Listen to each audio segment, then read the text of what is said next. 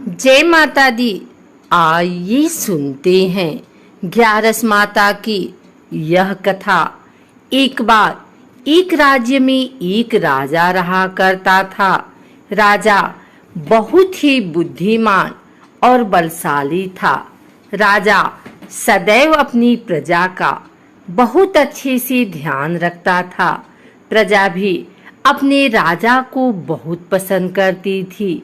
राजा की दो बेटियां थी। राजा अपनी दोनों बेटियों से बहुत प्रेम करता था।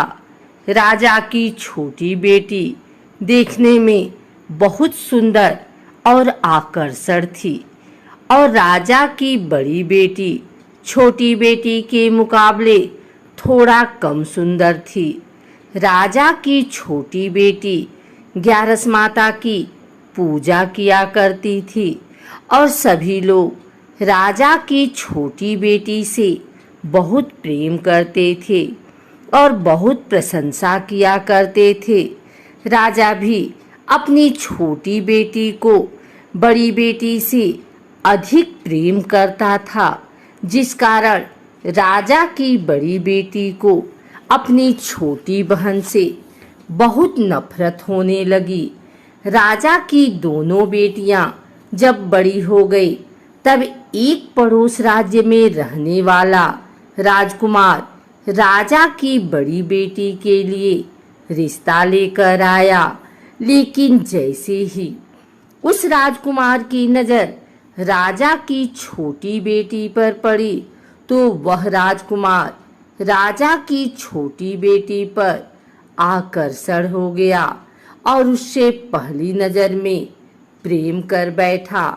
उस राजकुमार ने राजा की बड़ी बेटी के साथ विवाह करने से मना कर दिया और उसने राजा से कहा कि मैं आपकी छोटी बेटी से विवाह करना चाहता हूँ। जिसके बाद राजा की बड़ी बेटी यह देखकर अपनी छोटी बहन से बहुत क्रोधित हो गई और राजा की बड़ी बेटी ने अपनी छोटी बहन को अपना सबसे बड़ा दुश्मन मान लिया। राजा की बड़ी बेटी ने अपनी छोटी बहन से बदला लेने का निर्णय लिया, जिसके लिए उसने अपनी छोटी बहन को जान से मारने का प्लान बनाया। राजा की बड़ी बेटी ने अपनी छोटी बहन को मारने के लिए सबसे पहले एक लड्डू में जहर मिलाकर अपनी छोटी बहन को दे दिया और उसको लड्डू खाने के लिए कहा। लेकिन लड्डू खाने के बाद भी छोटी बहन को कुछ नहीं हुआ। बड़ी बहन यह देखकर बहुत आश्चर्यचकित हो गई, लेकिन बड़ी बहन ने हार नहीं मानी और उसने जब रात में छोटी बहन अपने कमरे में सो रही थी तब एक मटके में सांप रखकर उसे कमरे में छोड़ दिया। लेकिन सांप भी छोटी बहन का कुछ नहीं कर पाया। जिसके बाद बड़ी बहन ने अपनी छोटी बहन से कहा कि चलो हम लोग कुएं में से पानी भर कर लाते हैं।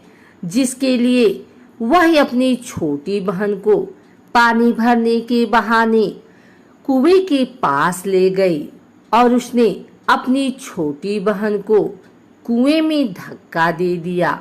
लेकिन छोटी बहन को तब भी कुछ नहीं हुआ, क्योंकि हर बार ग्यारस माता उसकी रक्षा कर रही थी और उधर बड़ी बहन अपने सारे प्रयासों के बाद असफल हो रही थी, जिससे वह बहुत क्रोधित होती जा रही थी। फिर उसने अपनी छोटी बहन के पास जाकर उससे खुद ही पूछा कि मेरी छोटी बहन, तुमको पता है भगवान ने सबकी मृत्यु एक निश्चित समय पर लिखी हुई है और कैसे तुम्हारी मृत्यु होगी, क्या यह तुम जानती हो? तब छोटी बहन ने अपनी बड़ी बहन को बताया कि हाँ, मैं तो जानती हूँ मेरी मृत्यु कैसे होगी। छोटी बहन से यह सुनकर बड़ी बहन मन ही मन बहुत प्रसन्न होने लगी और उसने अपनी छोटी बहन से कहा कि तो मुझे अपनी मृत्यु का राज बताओ। छोटी बहन ने अपनी बड़ी बहन से कहा कि मेरी मृत्यु तो एक तोते में है, जो तोते के गले में एक हार है, उससे मेरी मृत्यु होगी। जब तक कोई भी व्यक्ति तोते को मारकर वह हार अपने गले में पहनेगा तो मैं मूर्छित हो जाऊंगी, और जैसे ही उस हार को अपने गले से उतारेगा तो मैं वापस से जीवित हो जाऊंगी। अपनी छोटी बहन की मृत्यु का राज जानकर बड़ी बहन बहुत ही खुश हो गई और उसने अपनी छोटी बहन को मारने के लिए उसके पालतू तोते को ढूंढना शुरू कर दिया। और छोटी बहन को इस बात का आभास हो गया था कि कोई उसकी जान लेना चाहता है, जिसके लिए वह अपने पिताजी के पास गई और उसने अपने पिताजी से कहा कि पिताजी, मेरी मृत्यु के बाद आप मुझे जलाइएगा मत, बल्कि आप मुझे अपनी पुरानी वाली हवेली में एक पलंग में लिटाकर छोड़ दीजिएगा। अपनी छोटी लड़की की यह बात सुनकर राजा बहुत आश्चर्यचकित हुए। राजा ने अपनी छोटी बेटी से पूछा, बेटी, तुम यह क्या कह रही हो? तब राजा की छोटी बेटी ने बताया, पिताजी, समय किसी के लिए नहीं रुका है, कब क्या हो जाए किसी को कुछ पता नहीं है। और फिर राजा ने अपनी छोटी बेटी से कहा कि तुम ऐसी बातें क्यों कर रही हो? 2-3 दिन में तो तुम्हारा विवाह है। लेकिन छोटी बेटी ने अपने पिताजी को ऐसा करने पर मजबूर कर दिया और उनसे वचन ले लिया। राजा ने भी अपनी छोटी बेटी की बात स्वीकार कर ली और 2-3 दिनों के बाद जब शादी का समय आया तब राजकुमार बारात लेकर राजा के घर आया और राजकुमार और राजा की छोटी बेटी का विवाह शुरू हो गया। जैसे ही राजा की छोटी बेटी राजकुमार के साथ फेरे लेना शुरू करती है, उसकी बड़ी बहन अपनी छोटी बहन के कमरे में जाकर उसके तोते को पकड़ लेती है और उसको जान से मार देती है। तोते के गले में जो हार था उसको अपने गले में धारण कर लेती है। जैसे ही बड़ी बहन उस हार को अपने गले में धारण करती है, उधर छोटी बहन 3.5 ही फेरे ले पाती है और वहीं पर बेहोश होकर गिर जाती है। जिसके बाद राजा ने बड़े दर्द हकीमों को बुलाया और अपनी छोटी बेटी का इलाज करने के लिए कहा।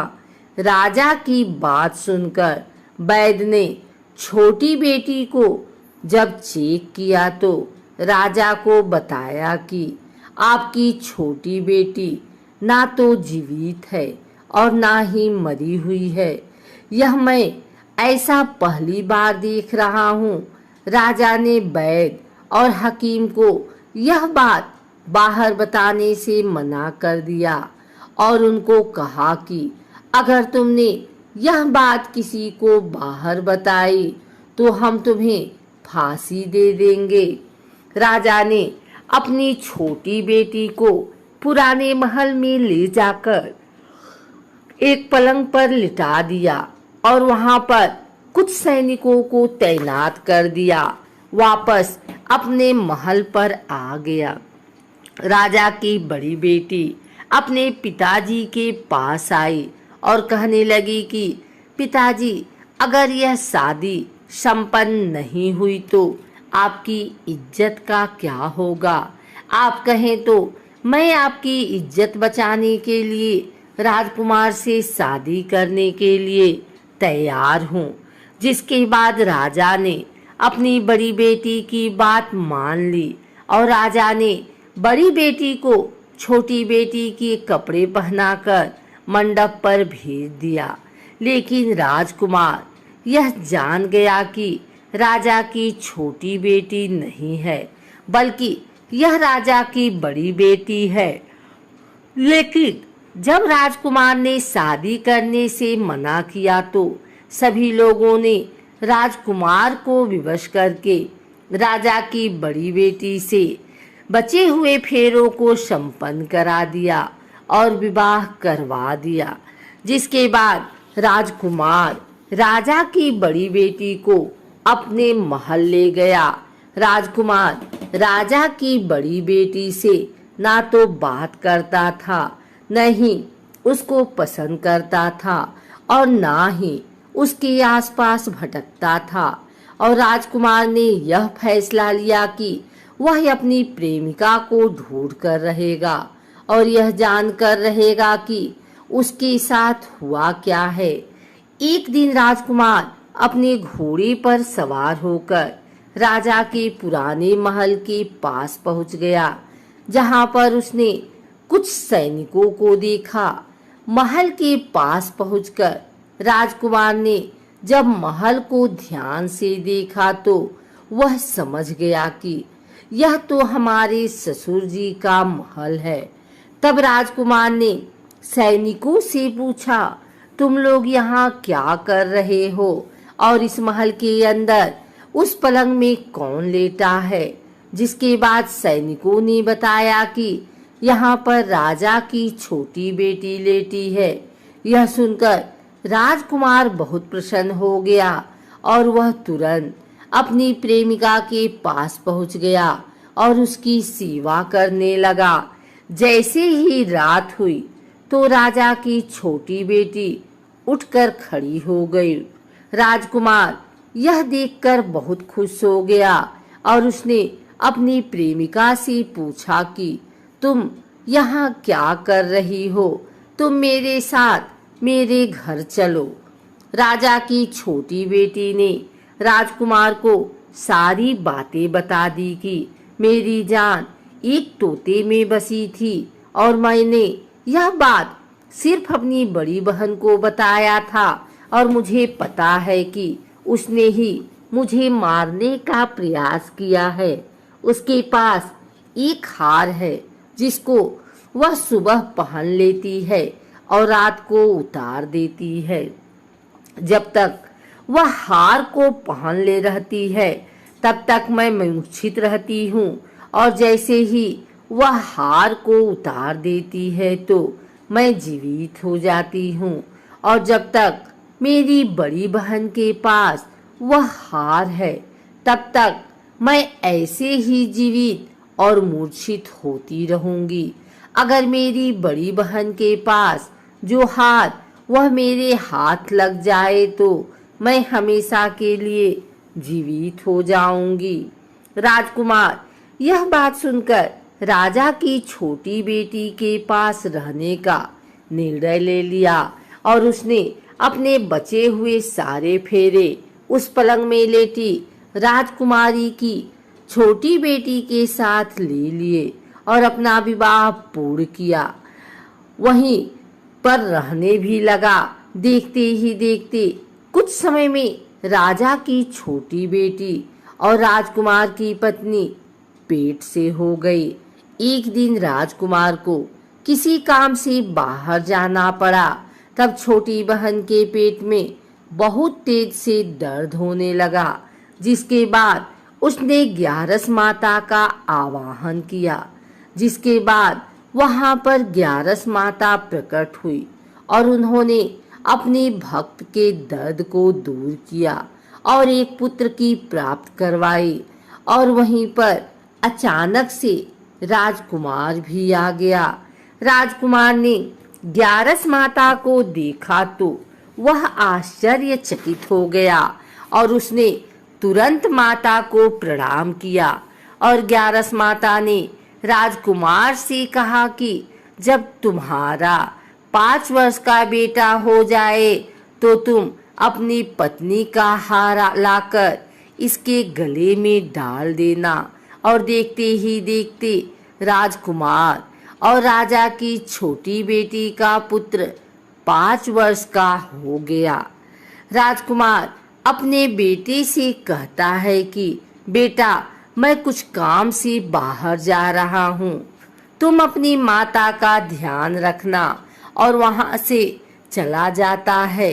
राजा को बाहर निकलता देख बड़ी बहन के सैनिक देख लेते हैं और बड़ी बहन को जाकर सारी बातें बता देते हैं। जिसके बाद बड़ी बहन अपनी छोटी बहन के पुत्र को वहां से उठवा लेती है और उसको मरवा देती है। छोटी बेटी के पुत्र के 2 टुकड़े करवा देती है। पहला टुकड़ा चक्की के पास छुपा देती है और दूसरा टुकड़ा अपनी पलंग के नीचे रख लेती है। अब 11 माता भिखारी का रूप लेकर आती हैं। एक भिखारी का रूप रखकर बड़ी बहन के पास चली जाती हैं, जिसके बाद वहां पर भिक्षा मांगने लगती हैं। बड़ी बहन अपने नौकरों से कहती है कि जाकर भिक्षा दे दो, लेकिन जैसे ही नौकर 11 माता को भिक्षा देने के लिए आते हैं तो माता उन्हें मना कर देती हैं और कहती हैं कि मैं तुम्हारी महारानी से ही भिक्षा लूंगी। जिसके बाद बड़ी बहन स्वयं ही भिक्षा देने के लिए माता के पास आती है। तब माता एक बिल्ली का रूप लेकर उसके कमरे में चली जाती हैं और वहां पर छोटी बेटी के पुत्र को कोई 2 टुकड़े को आपस में जोड़ देती हैं और उसे जीवित कर देती हैं। उसे वहां से ले जाती हैं। राजकुमार अपने बेटे को लेकर अपनी पत्नी के पास जाता है और उसे कहता है कि तुम इसका ध्यान रखना। अगर तुम इस बच्चे का अच्छे से ध्यान रखोगी तो मैं तुमसे बात करूंगा। एक दिन राजकुमार अपने बच्चे से कहता है कि तुम मम्मी से उनके गले का हार मांग लो। जिसके बाद राजकुमार का लड़का अपनी माँ के पास जाता है और कहता है कि माँ, मुझे तुम्हारा हार चाहिए जो तुमने गले में पहन रखा है। यह सुनकर पहले तो बड़ी बहन बहुत क्रोधित होती है, पर उसको यह याद आता है कि राजकुमार ने कहा था कि अगर मैं इस बच्चे का ध्यान अच्छे से रखूंगी तो वह मुझसे बात करेंगे। जिसके कारण वह हर बच्चे को देखती है और उसे संभालती है। वह तुरंत हार को ले जाकर अपने पिताजी को दे देता है और तभी राजकुमार अपने बेटे को लेकर वहां से जाने लगता है और अपनी पत्नी से कहता है कि तुम हमारे लिए खाना बनाकर रखना, मैं शाम को आकर तुम्हारे साथ खाना खाऊंगा। और वह अपने बेटे को लेकर वहां से चला जाता है। जिसके बाद वह राजा के पास जाता है और उनको सारी बातें बता देता है। राजा अपनी बड़ी बेटी की यह करतूत सुनकर बहुत क्रोधित होते हैं और अपनी परवरिश पर ही दोष देने लगते हैं और राजकुमार को अपनी छोटी बेटी के साथ रहने के लिए आदेश देते हैं।